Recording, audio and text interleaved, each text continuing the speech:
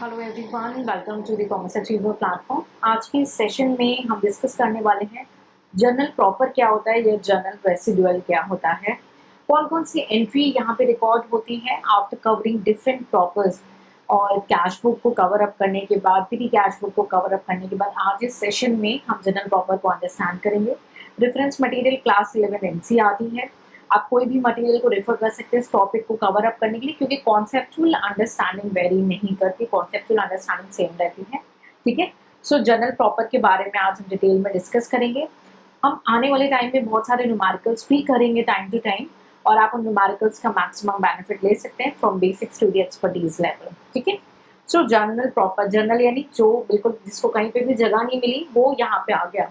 तो ऐसे ट्रांजैक्शंस हम यहाँ पे रिकॉर्ड करेंगे, इस बुक में रिकॉर्ड करेंगे जिसका किसी और जर्नल में स्पेस नहीं है, वो हमारा जर्नल प्रॉपर में रिकॉर्ड होगा, यानी जर्नल रेसिडुअल में रिकॉर्ड होगा। रेसिडुअल का इटसेल्फ मीन्स जो कहीं नहीं आया, जो भी रेसिड्यू बचा उसे हम जर्नल रेसिडुअल या जर्नल प्रॉपर में डिस्क्लोज करते हैं। किस तरीके के ट्रांजेक्शन्स हैं जो यहाँ पे रिकॉर्ड होंगे, हम इंडिविजुअली इसको रेफर करेंगे। ठीक है, a book maintained to record transaction which do not find place in the special journals.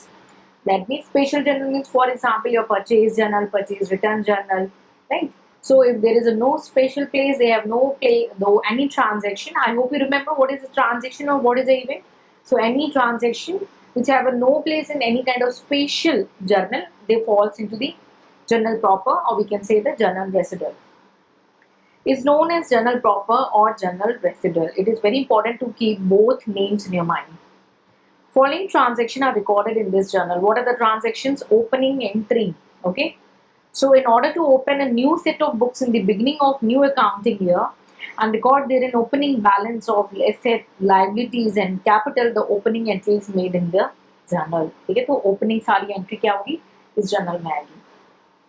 Next important is adjustment entry. भाई ओपनिंग लेकर क्या है और जो एडजस्टमेंट्स होंगे इन बिटवीन में, in order to update the ledger account on accrual basis. ठीक है, हमने ऑलरेडी डिस्कस किया है, डोंट वरी, अक्रूवल बेसिस होता क्या है उसको सेपरेटली भी हम डिटेल में कवर अप करेंगे विद टाइम। ठीक है, so on accrual basis such entries are made at the end of the accounting period. ठीक है, so in order to update the ledger account on accrual basis, such entries are made at the end of the accounting period, such as rent outstanding, prepaid insurance, depreciation, commission received in advance, etc.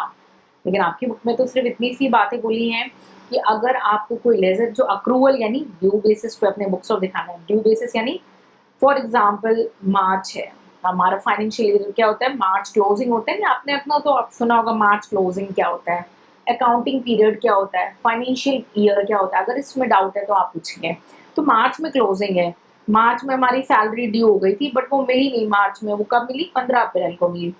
तो due basis का मतलब क्या हुआ, मार्च। ठीक है, तो हम मार्च में रिकॉर्ड करेंगे, ये होता है हमारा ड्यू बेसिस। और 15 अप्रैल को आपको रिसीव हुई तो ये हो जाएगा हमारा रिसिप्ट बेसिस। ये जस्ट एक बेसिक एग्जाम्पल है। तो इन्होंने बोला कि जो भी एडजस्टमेंट होगा एंट्रीज में उसे भी हम जनरल प्रॉपर में डिस्क्लोज करेंगे, जनरल प्रॉपर की बुक में दिखाएंगे। ठीक है, I hope it's clear. Okay, और कौन कौन से ट्रांजेक्शन्स हैं जो हम इस बुक में दिखाने वाले हैं, वो है रेक्टिफिकेशन एंट्री। ओपनिंग एंट्री के बाद हमने दिखाया हमारी एडजस्टमेंट्स, और एडजस्टमेंट्स के बाद दिखाएंगे हमने रेक्टिफिकेशन, यानी कुछ रेक्टिफाई किया, कुछ गलतियों को रेक्टिफाई यानी करेक्ट किया हो ट्रांजेक्शन से रिलेटेड, वो भी हम जनरल प्रॉपर में दिखाएंगे। To rectify error in recording transaction in the books of original entry, it's very important, in the books of original entry and their posting to the ledger account, this journal is used। यानी जब हम journal से laser में जाते हैं ना, means हमारी original entry book से पोस्टिंग टू द लेजर में जाते हैं, तो कई बार कुछ गलती हो जाती है, वी आर ह्यूमन बीइंग्स, है ना। सो उस एरर को बाद में देखने के बाद कुछ रेक्टिफिकेशन की जरूरत होगी, वो कहाँ रिकॉर्ड होगा, जर्नल प्रॉपर में। क्लियर। नेक्स्ट है ट्रांसफर एंट्री। तो पहले ओपनिंग एंट्री की, फिर हमने एडजस्टमेंट्स की, फिर रेक्टिफिकेशन किया, अब transfer entry. Drawing account is transfer to the capital account. तो जो ड्राइंग करता है, अगर कोई ओनर है बिजनेस का और उसने अपने पर्सनल यूज के लिए पैसे निकाले, उसे हम बोलते हैं ड्राइंग। तो ड्राइंग अकाउंट से अगर कैपिटल अकाउंट में जो भी ट्रांसफर हो रहा है at the end of the accounting year, तो drawing account is transfer to the capital account at the end of the accounting year. Expenses account and revenue account are not balanced at the time of balancing, are open to record specific transaction. For example, accounting relating to operation of business, sales, purchase, opening stock, income, gains and expenses, etc. Drawings are closed at the end of the year and their total balances are transferred to the trading P&L account by recording the journal entries. And these are also called as closing entries. Transfer entries और closing entries को भी हम अपने journal proper में disclose करते हैं. Clear? Other entries क्या है? Fifth में. In addition to the above mentioned entries at the point 1 to 4 which we have already discussed, recording of the following transaction is done in the journal proper. So कई बार exams में पूछ लिया जाता है भाई journal proper में कौन कौन सी चीजें हम रिकॉर्ड करते हैं.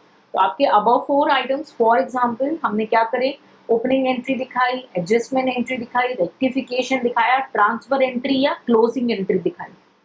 और उसके बाद ये सारी जो आपकी एंट्रीज हैं ये आपकी जानी है जनरल प्रॉपर में. देख लेते हैं एक बार.